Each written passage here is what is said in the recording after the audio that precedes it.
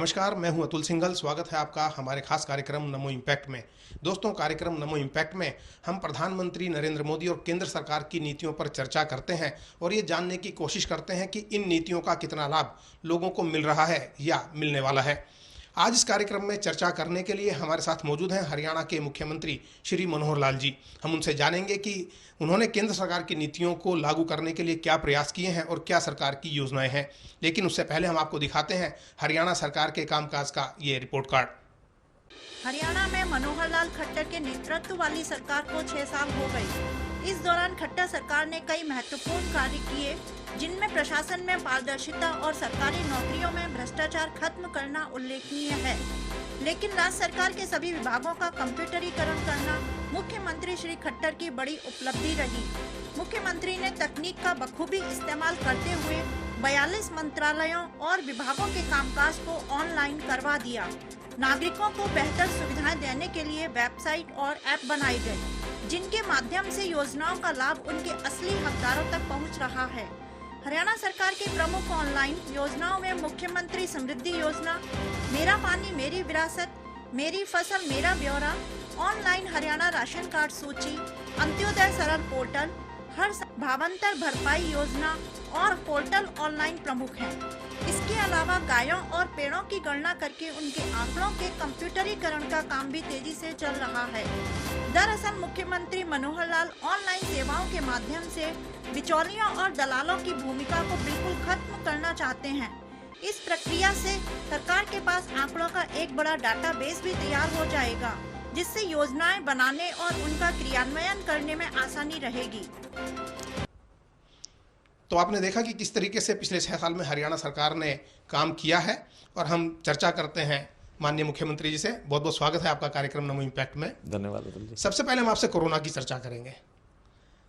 इस लॉकडाउन में आपने टेक्नोलॉजी का बड़ा इस्तेमाल किया है, लोगों को खाना पहुंचाने के लिए, लोगों को अपने गंतव्य तक पहुंचाने के लिए, और जो प्रधानमंत्री जी बोलते हैं बार बार ई सिस्टम की, ई गवर्नेंस की, उसको किस तरीके से लागू किया?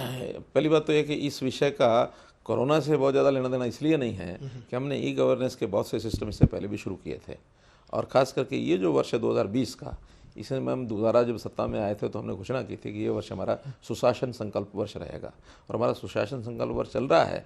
ये तो संयोग से कोरोना आ गया, और कोरोना में चूँकि आना जाना सब तरफ मूवमेंट सारी बंद हो गई, उसके कारण से हमारा जो आईटी के जितने भी कार्यक्रम चल रहे थे, ऑनलाइन सिस्टम थे, इंटरनेट के माध्यम से जितने भी ये सिस्टम थे, सब हमने एक्टिवेट कर दिए।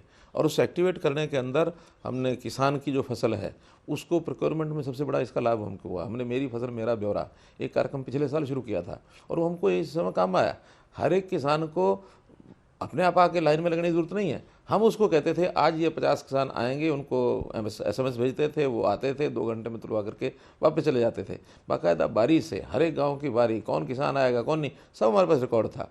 हमने लोगों को पैसा भेजना, अब इस समय की आवश्यकता थी, लोगों को फाइनेंशियल आवश्यकता भी थी, भोजन की आवश्यकता भी थी, तो लगभग 16 लाख लोगों को DBT हमने किया। सारे हमारे पास लिस्टें थी, नाम थे।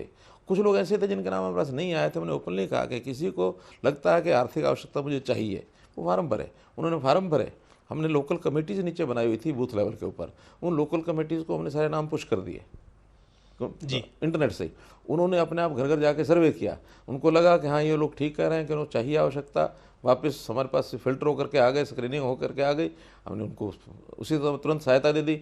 जो उन्होंने लेके भेजा कि नहीं इनको आवश्यकता नहीं है, उनको हमने छोड़ दिया। तो ये सारा इसी IT के माध्यम से ही संभव हुआ। हमने 4,85,000 लोगों को जो हमारी स्ट्रेस टोकन राशन के DRT डिस्ट्रेस राशन टोकन ये सप्लाई किए। जिन्होंने कहा कि हमारे पास राशन कार्ड नहीं है, या बाहर जो लोग थे दूसरे प्रदेशों के मजदूरी कर रहे थे, उन्होंने राशन कार्ड बनवाया ही नहीं, वो भी फंस गए। कोई एक मेंबर था, कोई परिवार में 2 थे, 3 थे, 5 थे, 8 थे, जितने मेंबर थे सबको 4,85,000 डिस्ट्रेस राशन टोकन, ये भी हमने इसी सिस्टम से बनाए। यहाँ से टोकन बनाए, उनको पहुँच गए, वहाँ डिस्ट्रीब्यूट हो गए, जाकर के PDS से उन्होंने राशन ले लिया। कहीं कोई ऊहापोह नहीं हुई। आज हम और नए सिस्टम खड़े कर रहे हैं, एक नया कार्यक्रम बना रहे हैं हम, परिवार पहचान पत्र जी। हमारे यहाँ इंडिविजुअली सेवाएं देने के लिए आधार कार्ड तो है, लेकिन एक परिवार की कोई पहचान नहीं है कि उस परिवार में कितने मेंबर हैं, छोटे कितने हैं, बड़े कितने हैं, और परिवार as a unit, family as a unit, उसको कोई लाभ पहुँचाना तो कैसे पहुँचाए। इसके लिए मैंने सिस्टम शुरू कर दिया है, हमारी रजिस्ट्रेशन चालू हो गई है। उसी के अंदर जिन लोगों की आय 1,80,000 रुपये से कम है, वो आर्टिफिशियल इंटेलिजेंस से हम सब जानकारी ले लेते हैं कि इसकी आय कितनी है, बहुत किसी के ऊपर निर्भर नहीं करते। अच्छा। उनको 4,000 रुपया इस पिछले साल का वो हमने भेज दिया है। अगले साल में 6,000 रुपया उनको वार्षिक सहायता ये उनको देंगे। इसी प्रकार हमारे जो रेवेन्यू रिकॉर्ड्स हैं, इन रेवेन्यू रिकॉर्ड्स को मेरी फसल मेरा ब्यौरा किसान के साथ जोड़ करके उस सिस्टम को आगे बढ़ा रहे हैं। जितनी भी योजनाएं हैं सोशल वेलफेयर डिपार्टमेंट की, वो सब योजनाएं उसके साथ जोड़ रहे हैं ताकि कोई आदमी योजनाओं का दुरुपयोग भी ना करे और कोई व्यक्ति ऐसा रह ना जाए जिसको योजना का लाभ ना हुआ।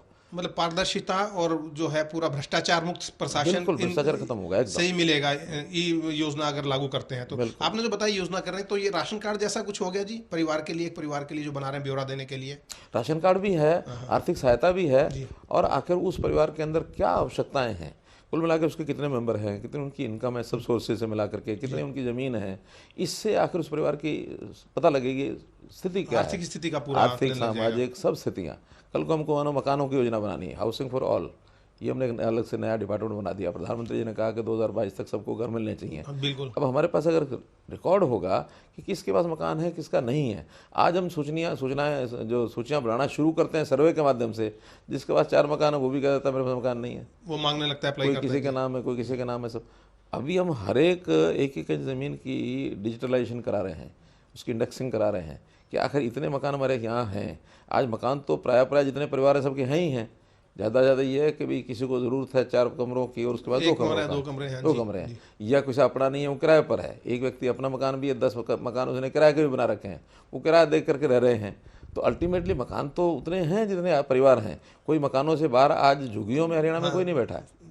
अच्छा। हाँ, झुग्गी झोपड़ी में हरियाणा में कोई नहीं है। अच्छा, सब लोग मकानों में है, कच्चा पक्का हो सकता है, छोटा हो सकता है। बहुत क्या ये जो लेबर क्लास के जो लोग हैं फैक्ट्रियों में काम करते हैं, कहीं फरीदाबाद में या कहीं गुड़गांव में थोड़ा बहुत है, अदरवाइज बाकी पूरे हरियाणा में झुग्गी झोपड़ी नहीं है। मोटे तौर पर जी बस्तियां जरूर हो सकती हैं जो अनऑथराइज बस्तियां हैं, जो छोटे मकानों की बस्तियां हैं वो तो हो सकती हैं, लेकिन झुग्गी झोपड़ी का जो गांव में भी कभी आज से 15 साल पहले 20 साल पहले झुग्गियां होती थी यमुना के किनारे, आज वहाँ भी सबके मकान पक्के मकान बन गए हैं। लेकिन फिर भी हम इसकी संभाल करेंगे। तो मेरा कहना है कि इस डाटा के माध्यम से हम सब चीज़ करेंगे, व्यक्तियों का डाटा, ज़मीन का डाटा, तीसरा पशुओं का डाटा। हम जितने पशु हैं, चाहे वो गौशालाओं में हैं, चाहे वो प्राइवेट लोगों के पास हैं, उन सब की टैगिंग कर रहे हैं। हर पशु का अपना एक नंबर होगा, और अगर किसी ने बेसहारा पशु सड़कों पर घूमता मिल गया तो कहाँ से निकला है ये हमको ध्यान में आ जाएगा कि इस गौशाला ने छोड़ा या किसी व्यक्ति ने दूध निकालने वाली गाय को अपना दूध निकाला, उसके बाद जब हो गई फंड हो गई तो अपना चरने के लिए छोड़ दिया या वैसे छोड़ दिया कि जाओ। तो ऐसे ही सारे सिस्टम हम रोकेंगे, और इसके बाद आने वाले 1 वर्ष के बाद जब सारे सिस्टम हमारे स्टेबल हो जाएंगे, अगला एक विषय हम करने वाले हैं वो है पेड़ों की काउंटिंग। हर पेड़ की एक नंबरिंग होगी। हमारे यहाँ जो फॉरेस्ट डिपार्टमेंट है उसको मैंने कहा कि आप अपने पेड़ों का सिस्टम अपना ठीक करना शुरू करिए। जितने पेड़ आज हैं उनकी काउंटिंग, नए लगेंगे उनकी काउंटिंग, कल को कोई पेड़ मृत हो जाता है, सूख जाता है, गिर जाता है, उसकी रिकॉर्डिंग। तो हर एक चीज़ का अगर सिस्टमेटिक ढंग से करें, आज इस IT के ज़माने में कुछ चीज़ें मुश्किल नहीं है। हाँ, सारा सर्वेलेंस से सब कुछ हो जाता है। वैसे भी रियल टाइम डाटा आप किसी भी चीज़ का ले सकते हैं आप, और सारा आप खुद मॉनिटर करते हैं। हमें जो सूचना मिली है, मतलब मैं मॉनिटर करने वाली टीम है हमारी, लेकिन हर एक आपके संज्ञान में सारी बातें रहती चीज़ की जानकारी मैं लेता हूँ। सप्ताह भर में ऐसे 3-4 विषयों की जानकारी मैं ले लेता हूँ, अलग अलग जो है। तो बड़ी अच्छी आपने बात कही कि लोगों की जानकारी, पशुओं की जानकारी और पेड़ों की जानकारी, जमीन की जानकारी। लेकिन मुख्यमंत्री जी जैसे 6 साल सरकार को हो गए, कुछ चीजें ऐसी हैं कि लोगों को अपेक्षाएं आपसे थी कि पूरी होंगी। जैसे कि बहुत सारा बुनियादी ढांचा खड़ा है, पिछली सरकार ने बहुत सारे यूनिवर्सिटीज खोल दी, लेकिन उसके अंदर स्टाफ की कमी है। स्टेडियम बना दिए तो कोचेज नहीं है। या जो पानी का मुद्दा है, जैसे आपने कहा मेरी फसल मेरा ब्यौरा करके आपने स्कीम चलाई, पानी के लिए भी आपने चलाई है, लेकिन कृषि प्रधान अर्थव्यवस्था है हरियाणा की, तो लोगों को उम्मीद थी, किसानों को उम्मीद थी कि बहुत जल्द पानी की समस्या दूर हो जाएगी। तो ये पहली बात तो आपने स्कूल कॉलेजेस की कही जी, वहाँ के स्टाफ की कही। देखिए, पिछली सरकारों के द्वारा भर्ती किए हुए इतने मामले कोर्ट्स में थे, हमें पिछले सरकार के कम से कम 2 साल तो उन कोर्ट्स के झमेलों में ही निकल गए उनके। कहीं आउटसोर्सिंग के मामले हैं, कहीं कच्ची भर्ती के मामले हैं, कहीं कुछ लोगों को उन्होंने पक्का करके चले गए थे, उनको कोर्ट्स ने उन्होंने रद्द कर दिया। अभी सुप्रीम कोर्ट ने 1983 PTIs की नौकरी ख़त्म कर दी, वो बाहर चले गए। इससे पहले गेस्ट टीचर्स, हमारे यहाँ लगभग 12-14 हज़ार गेस्ट टीचर्स हैं, उनका सुप्रीम कोर्ट ने उनके खिलाफ भी एक कर रखा है, निर्णय दे रखा है। तो ऐसे नौकरियों के कईयों की नौकरियां बीच में रिजल्ट्स पेंडिंग पड़े हुए थे, स्टे लगे हुए थे, धीरे धीरे वो ठीक कराए। और लगातार पिछले साल की जो भर्तियां हमारी 5 साल की हैं, वो भर्तियां पिछले 10 साल की भर्तियों के बराबर ये हमारी भर्तियां 5 साल की भर्तियां कर चुके हैं। हाँ, उसमें लेक्चरर्स भी हैं, उसमें डॉक्टर्स भी हैं, उसमें ग्रुप डी भी है, उसमें सी के भी हैं सारे, यानी धीरे धीरे उसको पूरा किया। कोई 12-13 हज़ार तो हमने पुलिस के लोगों की भर्ती की है, 12,000 लोगों की पुलिस की भर्ती, इतनी स्पीड से भर्तियाँ, महिलाओं की पुलिस की अलग से भर्ती, तो भर्तियाँ पूरी की हैं, पिछले झंझट को निपटाए हैं। हाँ, फिर भी पिछले आप ये कहना चाहते हैं फिर भी कहीं कमियां हैं अभी। उन कमियों को रैशनलाइजेशन के माध्यम से हम दूर करेंगे। रैशनलाइजेशन में जैसे मानो स्कूलों के अध्यापक हैं, अब कुछ कैडर के अध्यापक तो संख्या से ज़्यादा हैं, बच्चों से भी ज़्यादा है, बच्चों की जो रेशो है, कुछ में बच्चे ज़्यादा तो अध्यापक कम हैं। तो उस रैशनलाइजेशन को हम कर रहे हैं कि जहाँ जितनी ज़रूरत है, बिना ज़रूरत के भर्ती करना बड़ा आसान है, लेकिन ज़रूरत के हिसाब से भर्ती करेंगे तो कल को इसका जो एक्सचेकर है उसके ऊपर भी वजन पड़ता है। बिल्कुल, क्योंकि हमारे यहाँ जितना भी हमारा बजट अपने स्टेट के रेवेन्यूज़ हैं, उन स्टेट के रेवेन्यूज़ में 4 चीज़ें जो कमिटेड एक्सपेंसेस हैं, जिसके अंदर सैलरी है, जिसके अंदर पेंशन्स हैं, जिसके अंदर ऋण की जो वापसी है या इंटरेस्ट है, ये 4 चीज़ें हमारे टोटल स्टेट के रेवेन्यू का लगभग 95%, एक बार हम 89 तक ले आए थे, अभी 95% से ऊपर उसमें चला जाता है। तो हमारे जो विकास के लिए स्टेट का रेवेन्यू तो बचता ही नहीं है, या तो सेंटर का रेवेन्यू आता है या कुछ लोन्स होते हैं, उसमें से हम स्टेट के बाकी काम करते हैं। अब चूँकि पहले वो कमिटेड एक्सपेंसेस करने ही पड़ते हैं, इसलिए कमिटेड एक्सपेंसेस थोड़ा कम करें ताकि विकास के काम में पैसा लगा सकें। तो एक मोटा बड़ा एक सिस्टम ये है कि जितनी ज़रूरत है उतनी हम भर्ती करते हैं, ज़रूरत नहीं है उसको हमने टाल के रखा और उसको देखने के बाद उसका। और अब तो चूँकि ये 2-2.5 महीने कोरोना का, इसमें तो सारी आर्थिक स्थिति गड़बड़ा गई है। तो इस गड़बड़ाई स्थिति में हमको सारा इस साल भर के अंदर इन सारी चीज़ों को जो बैकलॉग है इसको पूरा करना पड़ेगा। तो इसलिए उसको बहुत मैनेज्ड तरीके से हम ठीक कर रहे हैं। दूसरा विषय आपने कहा किसान और पानी जी। अब किसान और पानी का विषय भी हम जब आए तभी से हमने इसको ध्यान किया हुआ, इस पर फोकस किया हुआ। सबसे पहले तो पानी का जो यानी कमी तो हरियाणा में है ही है। हमारा झगड़ा पंजाब से एसवाइल का है। एसवाइल के झगड़े के अंदर हमने सबसे पहले और सुप्रीम कोर्ट के इस केस को जो 12 साल से लटका हुआ था उसको क्लियर कराया और सुप्रीम कोर्ट का निर्णय करा दिया कि एसवाइल पर हरियाणा के पानी का हिस्सा है, अधिकार है, वो हरियाणा को मिलना ही चाहिए। अब वो चूँकि एसवाइल बनाने के लिए एक जिसको कहना चाहिए एक ऑर्डर एग्जीक्यूशन का, ये सुप्रीम कोर्ट ने देना है कि कौन एजेंसी बनाए, कितने समय में बनेगा, और उसका जो तौर तरीका बनाने का उतना ही काम बाकी बचा। मैं समझता हूँ बहुत जल्दी वो हो सकता है। इसके बाद कई प्रोजेक्ट्स ऐसे हैं जो वर्षों से पेंडिंग पड़े थे हमारे आसपास के स्टेट्स के, क्योंकि पानी सामान्यतः ये जो इंटर स्टेट मामले ज़्यादा होते हैं इसमें। बिल्कुल, हाँ जी। और हमारे जो 3 डैम हैं, लखवार का डैम, किसाऊ का डैम और रियासी का डैम, तो ये जो तीनों डैम में से मैं स्वयं होकर के लखवार विज़िट किया मैंने, और सारी जो 6-7 स्टेट्स हैं इनके मुख्यमंत्रियों को, केंद्रीय जो मंत्री हैं हमारे उस समय वो भारती थी, अभी नितिन गडकरी जी हैं, उन्होंने उन सारे की बातचीत करके उसमें से रास्ते निकाले। और 2 डैम्स के तो एमओयू हो चुके हैं, एक बाकी बचा है, वो भी हो जाएगा। और जैसे वो शुरू होंगे तो मान लो 2 साल में, 3 साल में वो पानी हमको मिलेगा। और उस सारे पानी में 47% शेयर वो हरियाणा का है। मतलब इस कार्यकाल में माना जाए कि समस्या हल हो जाएगी आपकी। इस सारे विषय पर बहुत आगे बढ़ रहे हैं। और एक बड़ी बात मैं आपको बता रहा हूँ जिसका उल्लेख जरूर करना चाहूँगा कि हमारे यहाँ पानी का जो ग्राउंड वाटर है बहुत नीचे चला गया। पिछले 12 साल में डबल डेप्थ हो गई है पानी की। हमने इस बार एक योजना बनाई है कि पानी, धान की जो खेती है वो पानी को बहुत पीती है, तो कम से कम जो 40 मीटर से भी नीचे पानी चला गया उस एरिया में हमने किसानों को अपील की है कि इस बार अपने धान की बजाय 50% कर दो, बाकी 50% डाइवर्सिफिकेशन में मक्का है, कपास है, तिल है, या सब्जियां हैं, फल हैं, बहुत सब्जियां, 8-10 चीज़ें और बोई जा सकती हैं। और बदले में हमने 7,000 रुपये एकड़ उनको देने के लिए भी कहा। अच्छा, देने के लिए भी आपने जो उनको मुआवजे के तौर पर भी आप धान छोड़ो, 7,000 रुपये एकड़ हमसे लो। और लगभग 50,000 हेक्टेयर यानी 1.25 लाख एकड़ इतनी ज़मीन पर लोगों ने इस स्कीम को अपनाया है, जिससे कि भूजल का स्तर ऊपर हो सके, भूजल का स्तर ऊंचा हो। जी। तो भूजल के स्तर को ऊंचा करना यानी जल का प्रबंधन, ये भी बहुत आवश्यक है कि पानी जितना है उसी का बढ़िया उपयोग हम कर लें। तो ये हम कर रहे हैं। पानी नया कैसे और बाहर से कैसे आए वो हम ले रहे हैं, पानी का स्टोरेज कैसे हो वो हम कर रहे हैं, रिचार्जिंग ज़मीन में कैसे हो ये हम कर रहे हैं। तो इसलिए पानी वाली बात पर बहुत अलर्ट है और ये सारे हरियाणा के लोगों को पता है कि पानी के प्रति हमारी कितनी गंभीरता है। खुशखबरी यह है कि उम्मीद की जानी चाहिए कि पानी का मुद्दा जल्द निपट जाएगा और अलग अलग जो तरीके अपनाने के लिए सरकार प्रयासरत है। साथ में जो पानी मिलने का SYL का मुद्दा है वो भी इस कार्यकाल में हल हो जाएगा, ऐसा मुख्यमंत्री जी का कहना है। लेकिन पिछले सवाल में आपने दो चीज़ों को बात की थी, एक तो हमने स्कूल कॉलेज की बात की थी, दूसरा मुख्यमंत्री जी बात आपने रेवेन्यू की थी। स्कूल कॉलेजों में एक तो लॉकडाउन का भी लोगों में बड़ा बच्चों में कंफ्यूजन है कि स्कूल कॉलेज कब खुलेंगे, किस तरीके से खुले, आपकी क्या योजना है। दूसरा सवाल जब रेवेन्यू की हम बात करते हैं तो शराब का है, हरियाणा सरकार ने भी रेट बढ़ाए थे और दिल्ली सरकार ने उसको वापस ले लिए हैं। क्या इस बारे में भी आप कोई जल्द फैसला करेंगे? देखिए, जहाँ तक स्कूल कॉलेज खुलने की बात है, कब खुलेंगे इसके बारे में तो हमने अभी कुछ तय नहीं किया है, क्योंकि कोरोना का स्थिति क्या बनती है क्या नहीं बनती है इसके ऊपर निर्भर करता है। हमने ये ज़रूर तय किया कब तक नहीं खुलेंगे। अब नहीं खुलेंगे, खुलने की बात उस समय तय करेंगे जब ये पीरियड समाप्त होने वाला होगा। 15 जुलाई तक कॉलेजेस नहीं खुलेंगे, केवल परीक्षाएं होंगी उनकी। परीक्षाओं के लिए हमने कह दिया भी जो परीक्षाएं लेनी हैं आप सोशल डिस्टेंसिंग के आधार पर, वो भी फाइनल ईयर की परीक्षाएं। जो सेमेस्टर सिस्टम है, जो भी जिस क्लास का यानी जो बैच यानी ग्रेजुएशन का जो फाइनल ईयर है जी, पोस्ट ग्रेजुएशन का जो फाइनल ईयर है, तो फाइनल जो सेमेस्टर है, लास्ट सेमेस्टर, केवल उसके एग्ज़ाम होंगे। बाकी उससे पहले वाले जितने सेमेस्टर्स हैं उनको एवरेज पिछली जाए उसके बेसिस के ऊपर मार्क्स लेकर उनको बढ़ा देंगे। तो 15 जुलाई तक तो कॉलेज नहीं खुलेंगे। 15 अगस्त तक जो सीनियर सेकेंडरी स्कूल्स हैं वो नहीं खुलेंगे। 31 अगस्त तक प्राइमरी स्कूल नहीं खुलेंगे। दूसरा आपने पूछा है रेवेन्यू में शराबबंदी जी। मैक्सिमम भी अगर कोई 700-800 रुपये की भी 1000 रुपये की भी शराब बिकती होगी उस पर भी 50 रुपये बढ़ाया और मिनिमम 2 रुपये बढ़ाया। यानी जो 100 रुपये की बोतल भी होगी तो उस पर भी 2 रुपया है।